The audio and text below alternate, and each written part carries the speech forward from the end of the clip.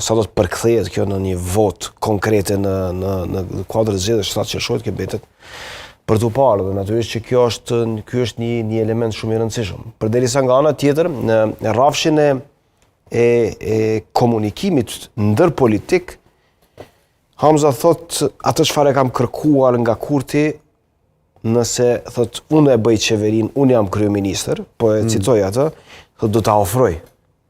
Atë çfarë kam kërkuar unë si opozitar, nëse bëhem kryeministër, unë do t'ja ofroj zotit Kurti nëse ai është opozitar. Që i bie, do t'ja ofroj mundësinë që t'ja ofroj dy emrat e presidentit për të pasur mundësi që pastaj të qëndroj. Po, e thot për herë të parë këto, si pozicion politik, tani nuk e di, a e thot duke qenë bindur që do të jetë kryeministër apo duke qenë bindur që nuk do të jetë.